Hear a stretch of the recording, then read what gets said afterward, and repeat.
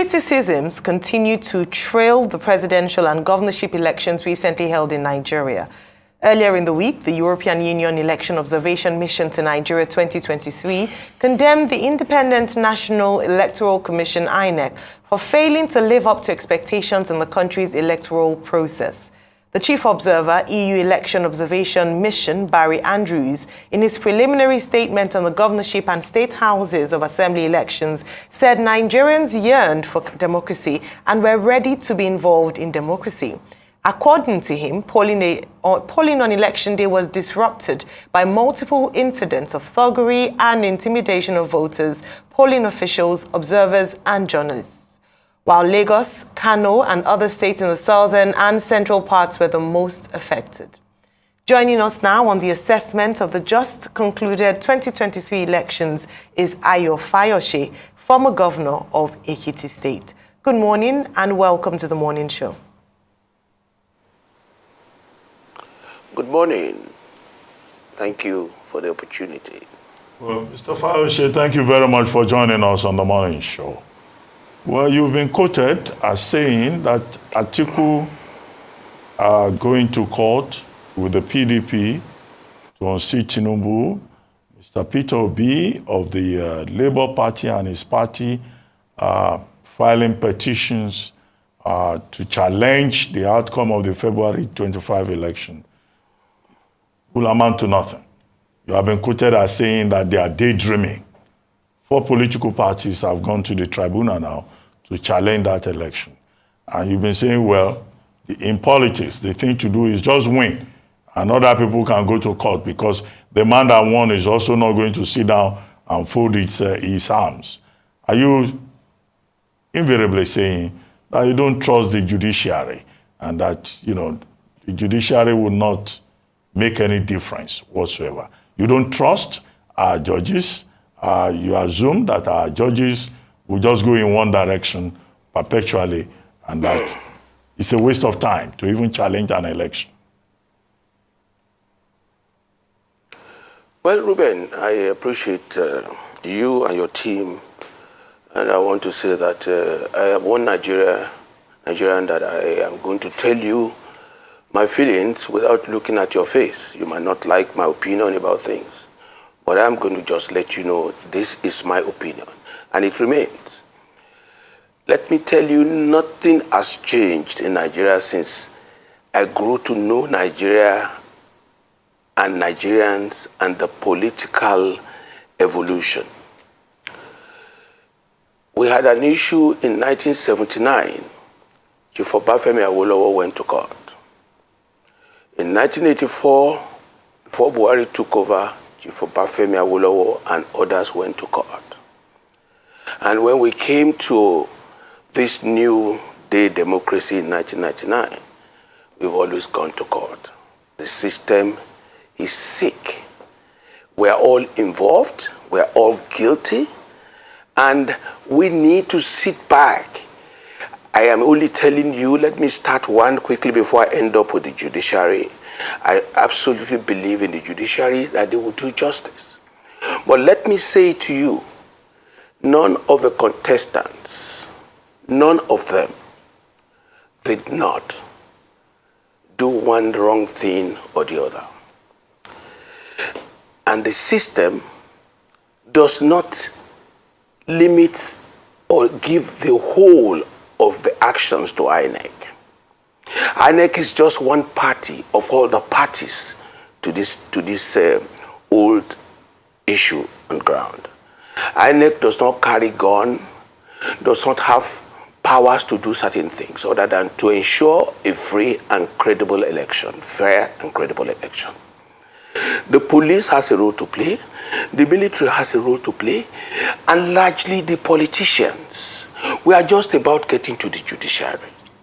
May I say to you that our leaders are products of what we make out ourselves. When you give money, vote buying, who receives the money? The people. When you give police money, who gives the money? Who receives the money? The police, not the giver. When you give, now we are in the stage of the lawyers. they will all begin to charge big money because it is a cash-out time for all of them. Majority of people that were supposed to say, I'm not going to court, the lawyer will tell you, go to court, or because of what they want to make. So nobody come and tell me anything has changed. In the north, we saw what happened in a number of states. People, when they begin to talk about Lagos, I get angry. I am not saying things went well in Lagos. It was like that all over. It was expected. Nobody should come and tell me what happened in Northwest, Northeast. Let me tell you the presidential election. Asiwaju lost in Lagos. Atiku won in Adamawa. Asiwaju in Lagos, his base, he lost. Some G5 governors, we just saw Alex Oti now. Congratulations, Alex Oti. And let me equally congratulate Epeasu, the current governor of the state. Part of our duty is to concede defeat where necessary. And I want to say to you, most of the things that happened in Lagos happened everywhere. So don't let us single out Lagos, Kano, Kaduna. We were still in same attitude as in 1979. Nothing has changed. Recall when you saw the PDP chairman and the Labour Party chairman sitting down together, what they could not do before the election. They now look for allies to create an impression that the election was rigged. I disagree with them. The way you lay your bed, you sleep on it. Take a PDP, for example. Was the PDP expecting to win that election? The answer is no. We were badly fractured. We were badly fractured. The same set of people that betrayed the party at that time, it was a payback time. Majority of the leaders of the PDP were pregnant inside and had their stomach flat externally. They were all working against the party because they never believed in that process. So coming back to what they said, I stand by every letter credited to me. And what I was telling you is that we are in a race. You said to me that I didn't win the election. I said to you, you didn't win the election. Will I fold my arms and allow you to outwit me in the struggle for what I have suffered for? To me, that election, going by Nigerians' attitude, going by the behavioral components of everybody involved and stakeholders, INEC did well. INEC can't carry guns by themselves. INEC is not the one that gave money to security agencies. Majority of us politicians, we were desperate. When you see a sitting governor winning election by 10,000, 12,000, 15,000, a sitting governor with the paraphernalia of office, with all resources, and you are telling me you won by 10,000, that should be a law. If you win election by 10, 20, 30,000, as an incumbent, you must be declared a loser. When somebody who does not hold anything in the state comes up and win an election against you, you have lost that election.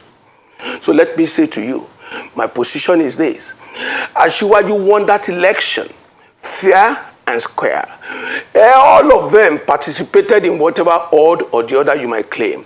And what I said in the last interview that I granted was, they asked me if these people go to court, will they win at the court? Yes, it's possible, but let me tell you, nobody will hold me down. If I win an election, you want to take it from me?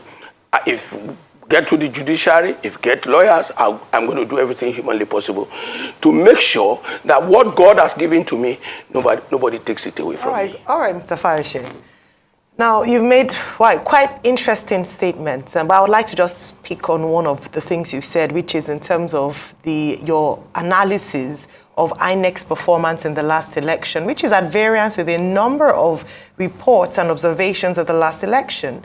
I mean, even former Governor Rotimi Amechi and former Minister of Transport had said that this election was against the people, against INEC and security agencies.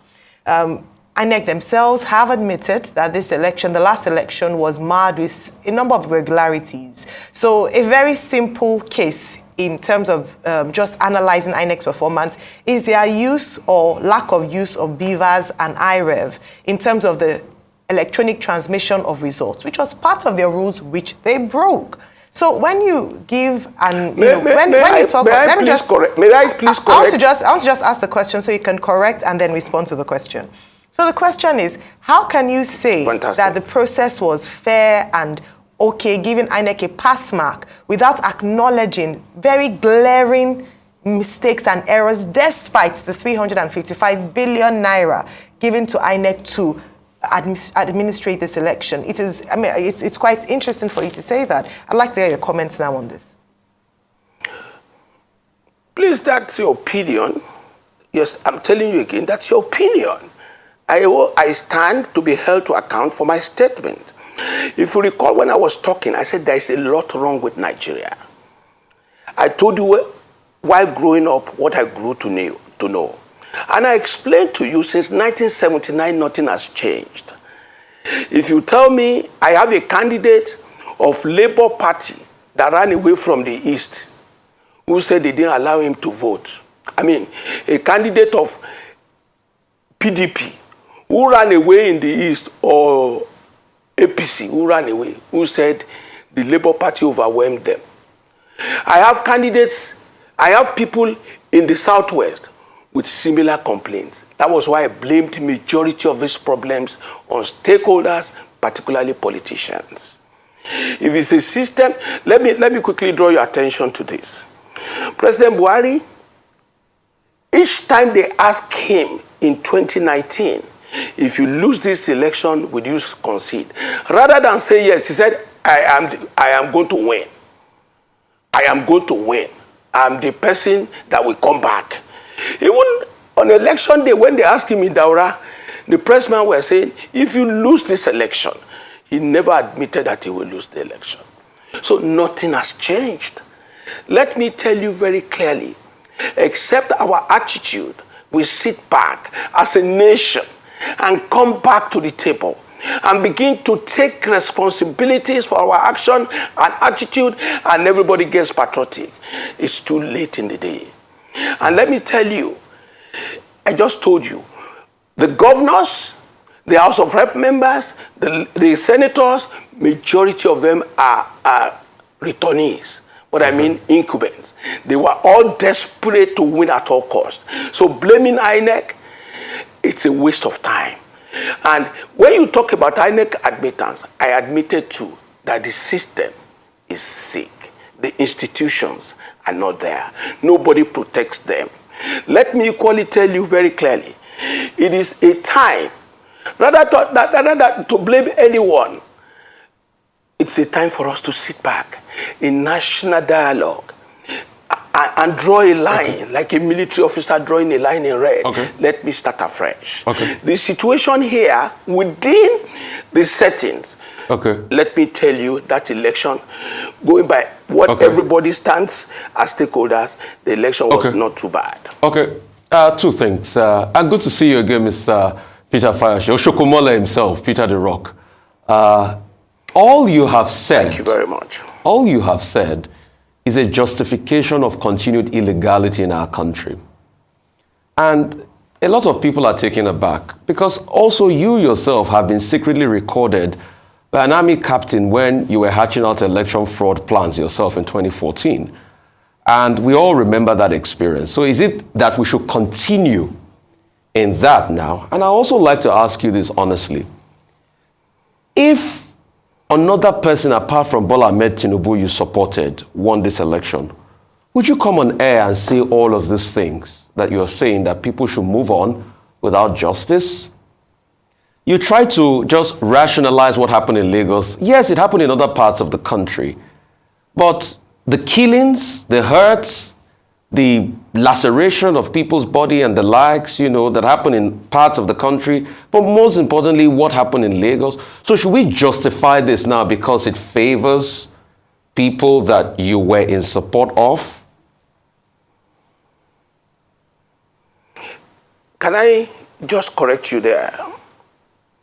I take exception to your claim that I was secretly recorded, and I take exception that nobody has proven that. Yes, I can be recorded, but nobody will ever say to you that I said they should go and rig an election.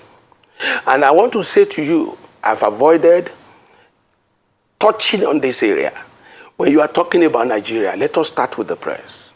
And let us start with your person. You recall the incident on the bus lane and your attack on the police.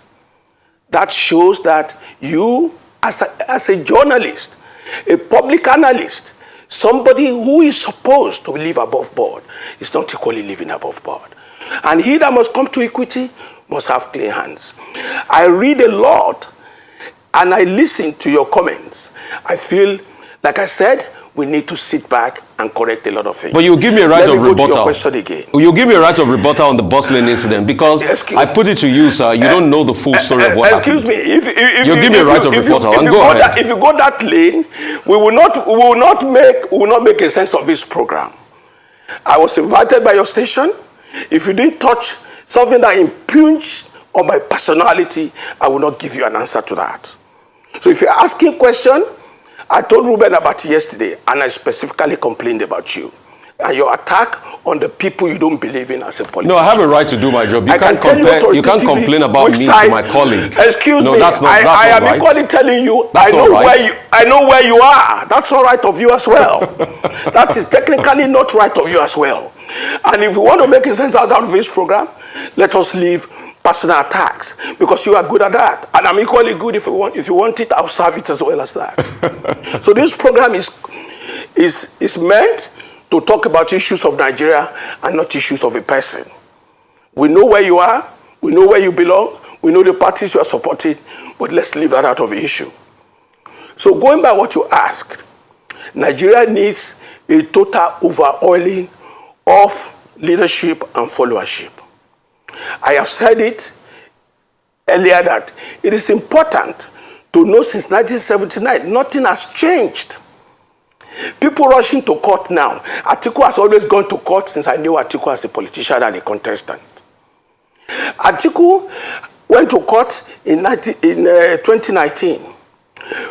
The same judiciary said to the whole world that President Buhari won that election. Listen to you again, and listen to me. If we are not careful, as a commentator, we will remain on the television molding the opinion of Nigerians negatively, because that is what we want them to hear.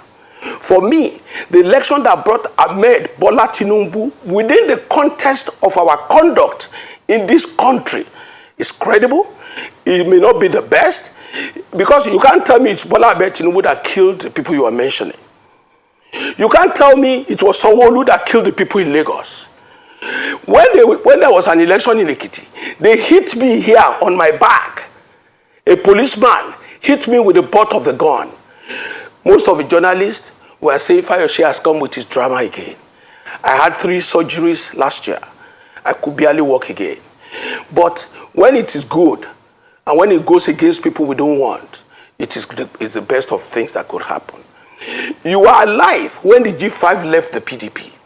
You are alive when Obi left the PDP. You are alive when Kwankwaso left the PDP, and so on and so forth. You want manna to come from where?